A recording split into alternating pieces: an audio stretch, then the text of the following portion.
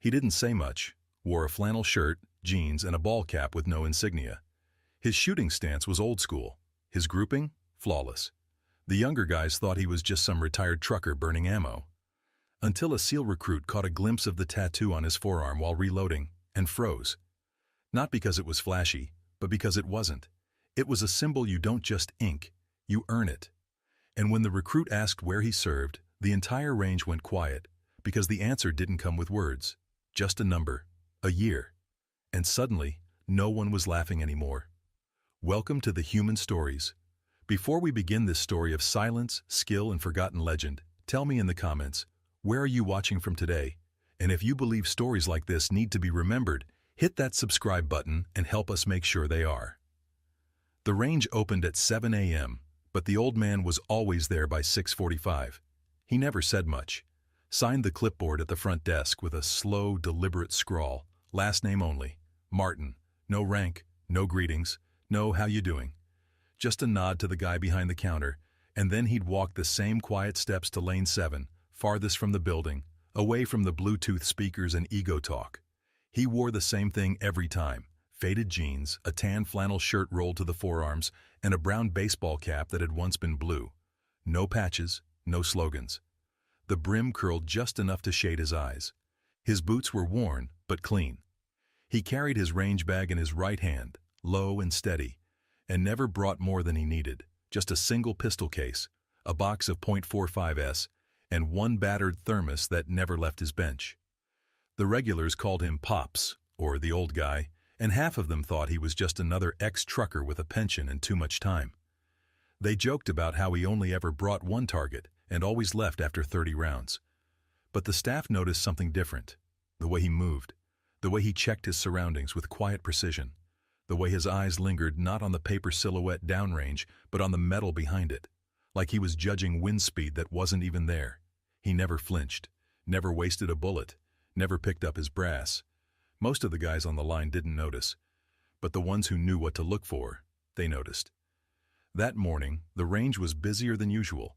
A group of young Navy recruits had come in together, off-duty, full of jokes, full of bravado. One of them, tall and lean with a crew cut and a trident pin on his gym bag, set up 2 lanes over from Martin. His name was Jared. He was a SEAL trainee on leave before advanced training in Coronado, confident, focused, and sharp enough to know what real looked like. At first he didn't pay much attention. Just another civilian plinking away next to him. But then he heard it, the rhythm. Not the volume, not the recoil, the pattern. 3 shots, reset, 2 shots, reset, all tight, all deliberate, no wasted motion. Jared glanced sideways. The old man's grip was textbook, his stance pure. He wasn't reacting to the gun, he was controlling it. That's when Jared leaned a little and caught a glimpse of the man's forearm as he reloaded. It was faint, sun-faded, but unmistakable. A tattoo. Not a flag, not an anchor, not a skull, just a number. 2 digits, and an insignia that Jared recognized immediately. He stiffened slightly, blinked, looked again. That wasn't ink from a shop. It was from a time when tattoos were earned, not designed. He waited a minute, watched the grouping on Martin's target get tighter with each volley. Then, curiosity outweighing caution, he took a step sideways and spoke. "Excuse me, sir, that ink on your arm, that's first recon, isn't it?" The old man didn't turn, didn't smile, just emptied his mag with one final perfect shot, set the pistol down slowly, and finally looked Jared in the eye. His answer came without a smile. Once. Just once. That was it. But Jared knew what it meant. Jared stood still for a moment after the old man spoke. Once. It wasn't a dismissal. It was something heavier, like a door cracked open just wide enough to say, "Don't push it." So Jared didn't, not yet. He simply nodded, stepped back to his lane, and resumed shooting, but not with the same rhythm, not with the same ease. His eyes kept drifting left, watching. Martin took his time. He wasn't fast, he wasn't flashy, he was precise, measured. Every movement had the weight of memory behind it. When he reloaded, it wasn't with rush or flair, just calm efficiency. Mag in, slide check, fire. His grouping was tight, always was, and after each shot, he'd pause, as if replaying the moment before it happened again. Jared's friends didn't notice. They were laughing, comparing groupings, making bets. One of them, a younger guy named Petty, leaned over and chuckled. "Hey, that old guy's still doing okay, huh?" Jared didn't answer. He just kept watching, kept thinking. Because he'd seen that kind of shooting before, but only from instructors. The kind that didn't need to shout to command attention. The kind you shut up for. 15 minutes later, Martin finished his box of .45, 30 rounds, not one miss outside the inner circle. He set the pistol down, pulled a faded rag from his bag, and began cleaning it right there, without hurry. Jared hesitated, then stepped over once more. "Sir," he said quietly, "if you don't mind me asking, when did you serve?" Martin didn't answer at first. He set the rag down, locked the slide open, and looked at Jared. Not irritated, not guarded, just calm. 66 to 74, he said. "Recon, Southeast Asia." Jared swallowed. That lined up exactly with what he thought. And the ink, that wasn't a tattoo you got for the bars. That was Marine 1st Recon, forward unit, deep ops, black radio silence. The kind of deployments where names didn't go home, where files went missing on purpose. "You were in Laos?" Jared asked. Martin gave a half nod. "Among other places." That's when the volume of the other lanes began to fade, not literally, but in feel. Like the rest of the range had shrunk into a quiet corridor around lane 7. Even the joking behind them softened. A few of the younger guys had picked up on Jared's body language. One or two started watching from a distance. "Did you ever train with the SEALs?" Jared asked. Martin allowed himself the faintest smile. "We all did a little of everything back then. You swam, you survived, or you didn't." Jared couldn't help but grin. "Sir, my CO told us about an op in 1971, deep jungle recovery. The guy who led the exfil was wounded but carried 2 men out under fire. They said it was classified for years." Martin didn't blink. A lot of things were classified for years. And just like that, the door closed again. Not harshly. Just enough to remind Jared that some stories weren't told, they were carried. Like rounds that hadn't been fired. Like names that weren't written on medals. Martin stood, stretched his back and zipped his range bag. Jared stepped aside instinctively. A few of the other shooters looked over.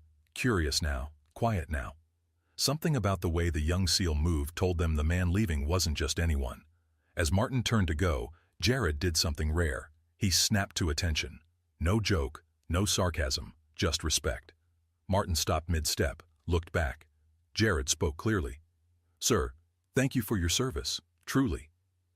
Martin studied him for a moment, then walked back over slowly and placed something into Jared's hand. A coin. Heavy. Real. It bore the 1st Recon insignia on one side and a single word on the other, "Still here." Then he leaned in, voice low. "You'll know when it's your time to go quiet. Until then, earn it." And then he walked away. No salute, no handshake. Just a man disappearing into the morning sun, leaving behind a silence louder than any story he could have told. Martin was gone before most of them even noticed. No goodbye, no nod. Just picked up his bag, thermos tucked under one arm, and disappeared into the rising sun like the morning was done with him. Jared stood there for a long moment, the weight of the coin still in his palm, his brain spinning faster than his pulse. He'd seen men try to fake valor. He'd seen posers wearing stolen insignias and made-up patches. This was something else entirely. The coin wasn't decorative. It wasn't mass-produced. It was the kind that was never supposed to exist in the first place. "Yo, Jared," one of his buddies called from a few lanes down. "You good?" He didn't answer at first. Then he slowly turned and walked toward them, holding out the coin without a word. They crowded in around him, expecting a joke, another smart remark.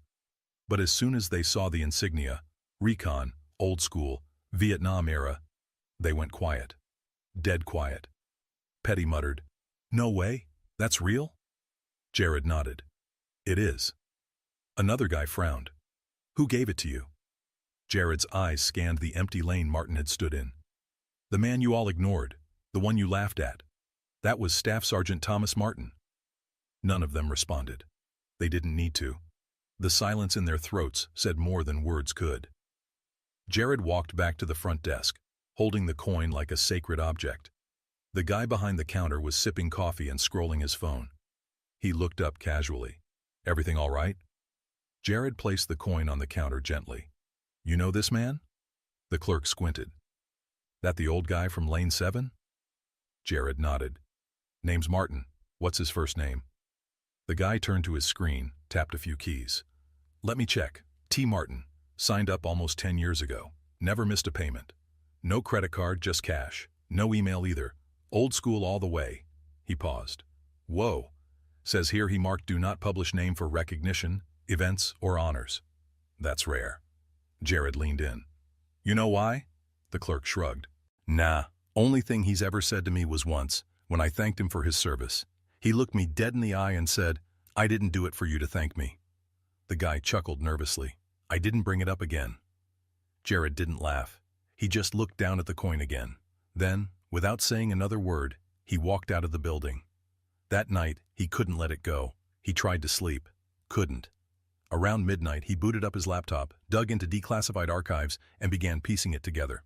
It took hours. Most names were redacted. Some dates were wrong on purpose. But eventually, in a buried MacVSOG log from 1971, it was there.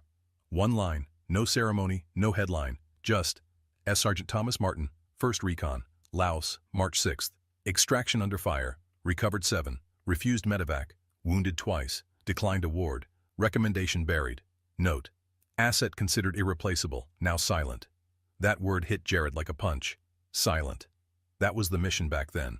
You did the job. You didn't talk. You didn't write books. You didn't tweet about your trauma. You carried it, quietly, forever. And Martin had. All the way to that plastic bench at the range. All the way to that last box of .45 ACP. All the way through decades of being just another old man in a flannel shirt. But now, Jared knew. And so did the rest of them. The next time Martin showed up at the range, everything was different. The following week, Martin came back, just like always. Same truck, same time, same quiet steps across the gravel lot. He nodded to the guy behind the counter, signed his name on the clipboard, and made his way to Lane 7. His boots crunched softly beneath him, and in his hand, the same old range bag zippered halfway open with just one pistol inside. Same box of 30 rounds. Same battered thermos tucked between his elbow and side. But this time, the air felt different. Jared was already there. Early. Not just him either. 3 of the guys from his team had arrived before sunrise and were waiting near the back bench. They didn't say a word when Martin walked by, didn't interrupt him. They simply stood a little straighter, gave him a nod, and watched with the kind of attention usually reserved for instructors, not old men in denim. Martin set up without a glance their way, pinned his target, adjusted his stance. But he noticed the silence. Not the absence of gunfire, there was still plenty, but the shift in tone, less chatter, less swagger, a little more respect in the way lanes were cleared, a little more patience in the way mags were loaded. Halfway through his second string of fire, Jared stepped over, not casual this time, but composed, controlled. He waited for Martin to finish his group, then quietly held something out. It was a fresh ammo box, sealed, .45 caliber. Martin looked at it, then at Jared. No smile, just a question in his eyes. Jared simply said, I figured 30 wasn't enough today. For the first time, Martin gave a nod that lasted more than half a second. He accepted the box, reloaded calmly, and continued firing. Not a word. Just the soft, unmistakable rhythm of someone who knew exactly what he was doing. Later, after the brass had settled and the smell of gunpowder had thinned from the air, Martin sat on the edge of the wooden bench, sipping from his thermos. One by one, the younger men passed him. Not as a crowd, not in a line, but quietly, individually. A nod, a handshake, a simple, sir. Nothing rehearsed, nothing forced. Petty, the kid who had joked a week earlier, lingered a little longer than the others. He cleared his throat. We looked you up, some of us, I mean. You saved a lot of people. Martin wiped the rim of his thermos with his sleeve. They saved each other, he said. Petty opened his mouth to respond, then thought better of it. He just nodded and walked away. The last to remain was Jared. He sat beside Martin on the bench, both men staring downrange at nothing in particular. They didn't speak for a while. Finally, Jared asked, You ever think about teaching? Martin exhaled softly. I spent 30 years trying to forget everything I teach. but some of us need to remember it. Martin didn't respond right away. He took another sip. The sky had turned a deeper blue, the sunlight catching faint dust in the air. Finally, he turned slightly and said, "You don't teach this. You absorb it. Quietly. Over time." Jared nodded. "That's why I'm still listening." Martin looked at him, longer this time, then stood up. "Then don't talk so much." They both chuckled, quietly. Before leaving, Martin left the fresh ammo box untouched on the bench. A small gesture, but it said everything. That afternoon, the range staff made a small change. A brass plate, no larger than a business card, was screwed into the wood above Lane 7. It didn't say hero, it didn't say legend, it didn't even say recon. It just said, "Lane reserved," until he says otherwise. Martin never asked who put it there, and he never told them to take it down. Some men teach with words, others teach by presence. Martin never told war stories, never raised his voice, never asked for a thank you. He showed up, took 30 shots, and left more impact than most men who speak for hours. He never needed to prove anything, not to the range, not to the young guys beside him, not even to the generation who forgot to ask. But when one of them finally looked close enough to see the truth beneath his sleeve, the silence broke. That's the thing about real warriors. They don't advertise. They wait. Until someone is wise enough to notice the way they move, the way they stand, the way they don't need to be seen to matter. Martin didn't need a biography, didn't need applause. All he needed was that one recruit who looked past the surface and asked the right question. And from that moment on, every round he fired taught more than any lecture could. So now I ask you, have you ever met someone like Martin? A veteran who never bragged, never boasted, just stood quietly, carried history in his hands, and let time forget. Until someone remembered? Say their name in the comments. Share their story. Let others know who they were before the silence. Because at The Human Stories, we believe that the most powerful stories don't shout. They wait. Thank you for watching. If this story touched you, subscribe, share, and help us keep these voices alive. We'll see you in the next one. And until then, if you ever see an old man at the range, reloading slow, standing alone, watch his stance. You might be standing next to history. I'll never forget the day I walked into Pinnacle Enterprises with my mop and bucket. Just another morning in my navy blue uniform. My name's Clara Thompson, 48 years old, and for 15 years, I'd been the cleaning lady nobody saw. The executives, in their fancy suits, rushed past me, their shiny shoes clicking on the marble floors of that Chicago high-rise. To them, I was invisible, until I wasn't. It started with a spilled coffee and a cruel laugh from the CEO, Victor Langston, that echoed through the halls. That's when I decided they'd mocked me for the last time. Hey, where are you watching this from? Drop your city in the comments. I'd love to know. Every night, I'd push my cart through those empty offices, the city skyline glowing outside the giant windows. Victor's corner office was the worst. Papers scattered, coffee cups everywhere, like he owned the place. Well, he acted like he did. I'd hear him barking orders during the day, firing people without a second thought, laughing with his buddies about cutting the fat. Once I caught him shredding papers, financial stuff he didn't want anyone to see. I didn't say a word, just kept scrubbing. But I was watching, always watching. What would you do if you saw something shady like that? One Tuesday, it got personal. I was mopping the lobby when Victor strutted in with his crew, all smirks and loud voices. Someone had spilled coffee near the elevator, probably one of them, and he pointed at me, barking, "Clean it up, Grandma!" The whole staff turned to look. He laughed, they laughed, and I just stood there, mop in hand, face burning.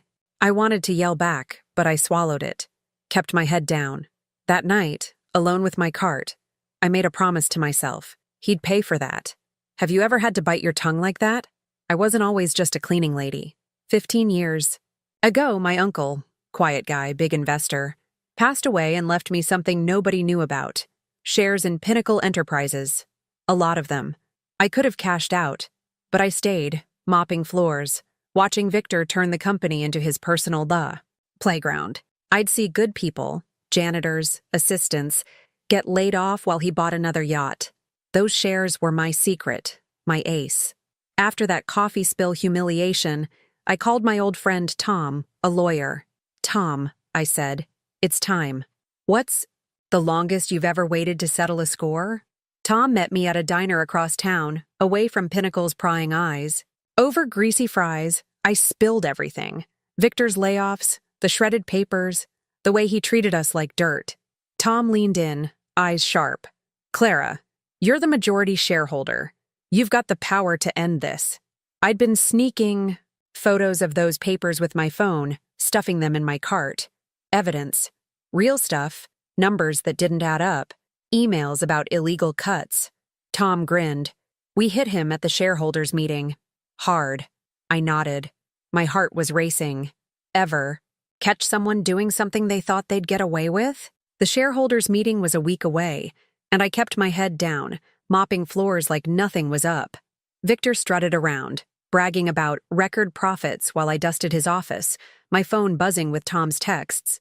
Evidence is airtight. I'd slip into the copy room late at night, printing emails I'd fished from the trash. Proof he'd harassed staff, fudged reports.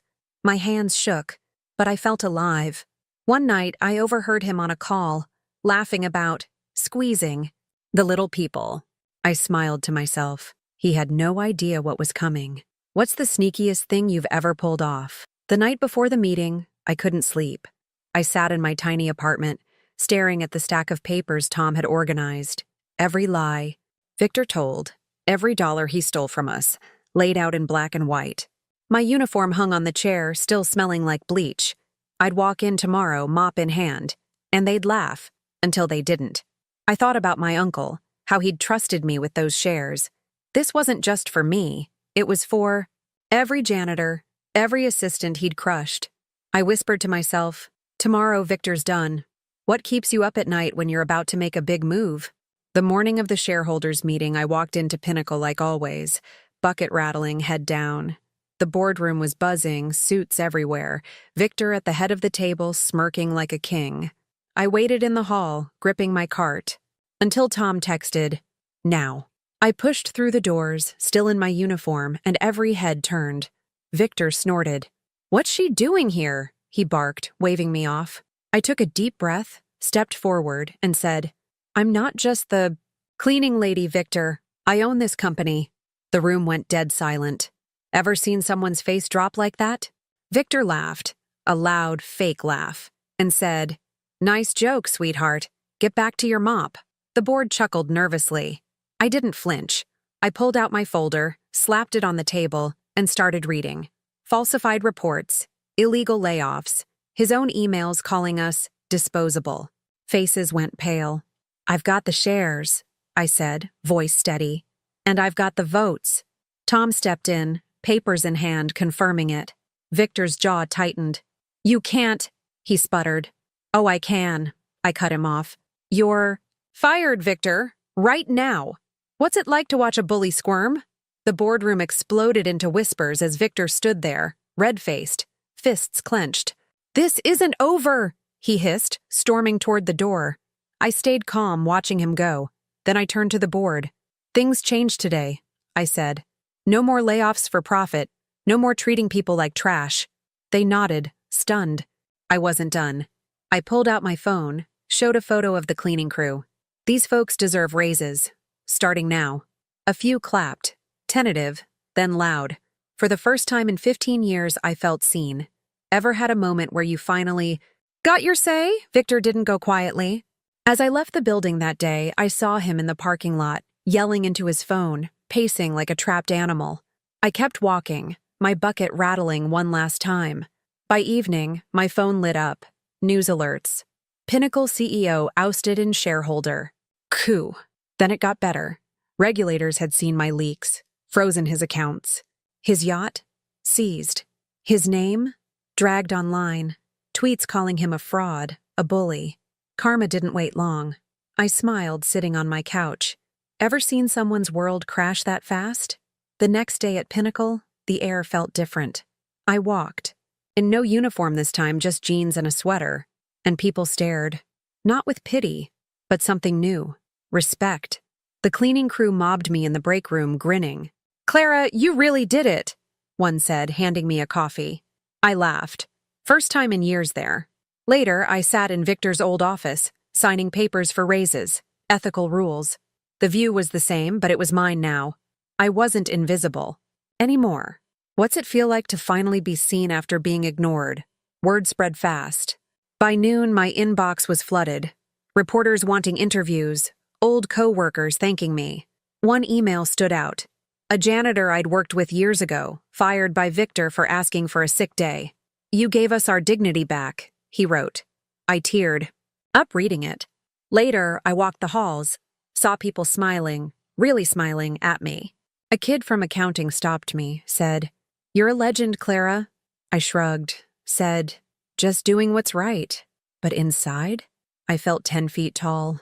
Ever had someone thank you out of the blue like that? That night, I stopped by the diner, where Tom and I had planned it all. He was already there, fries waiting. "You're trending, Clara," he said, showing me his phone. "Cleaning lady CEO everywhere." I laughed, shook my head. "I just wanted Victor gone." Tom leaned back. "You did more than that. You shook the whole company awake." We toasted with soda cans like kids. Outside, Chicago's lights blinked, same as always. But I felt different, stronger. I'd spent 15 years waiting, and now I'd won. What's the sweetest victory you've ever tasted? A week later, I got a call from a local news station. They wanted me on air, live. I said yes, nerves jangling. Sitting under those bright lights, I told my story. The mop, the shares, Victor's fall. The host leaned in. "Why'd you wait so long?" I paused, then said, "I needed proof, and the right moment." Calls flooded in, people cheering, some crying, saying I'd inspired them to speak up at their jobs. I left the studio shaky, but proud. Ever had a moment where you inspired someone without even trying? Back at Pinnacle, I started small changes that felt big. I put a suggestion box in the break room. First note said, "More coffee." I laughed, ordered an extra machine. Then I met with the cleaning crew, asked what they needed. Better hours, gloves that didn't rip. Done. One guy, Miguel, pulled me aside. "My kid saw you on TV," he said. "She wants to be you someday." I blinked back tears, said, "Tell her to be better than me." It hit me. This wasn't just about Victor anymore. What's one small change you'd make if you ran things? Victor didn't vanish quietly. A month later, I saw him on some cable show, ranting, calling me a sneaky janitor who stole his company. I rolled my eyes. But then the host dropped a clip, security footage of him trashing his office after I fired him, screaming like a toddler. I laughed so hard I spilled my tea. Online, people tore him apart. Memes everywhere, his meltdown trending. His old cronies distanced themselves, his empire a punchline. Karma wasn't done kicking him. Ever seen someone dig their own grave deeper like that? Things settled at Pinnacle, but I couldn't shake the feeling of eyes on me. Walking home one night, I noticed a guy lingering, too close, too quiet. Then my phone rang. "Tom. Clara, Victor's been asking around about you. Stay sharp." My stomach dropped. I'd won, but he wasn't letting go. Next day, I hired security for the crew, just in case. I wasn't scared, though. I'd faced him once. I'd do it again. That mop wasn't my weapon anymore. My voice was. Ever had someone try to drag you back down after you rose up? Victor's last swing came quick. One morning, a lawyer showed up at Pinnacle with a lawsuit, claiming I'd manipulated the shares. I met him in the lobby, calm as ever. "Check the records," I said, handing over my uncle's will, notarized and clean. Tom was there, smirking. The guy skimmed. It stammered, then left. Hours later, news hit. Victor's case got tossed. Judges called it frivolous. His legal fees piled up. His last allies bailed. He was done, for real this time. I exhaled, finally free. Ever had someone's plan blow up in their face like that? A year later, Pinnacle's a different place. I'm still there, not in a uniform, but running things my way. The crews got raises, the layoffs stopped, and people actually smile in the halls. I framed that first suggestion note, "More coffee," on my desk, a reminder of who I'm here for. Victor? Last I heard, he's selling condos in some nowhere town, broke and forgotten. Me? I'm no hero, just a cleaning lady who got fed up. If I can do this, so can you. Hit that like button, subscribe, and check the playlist on screen for more stories like mine. Where do you think karma's headed next?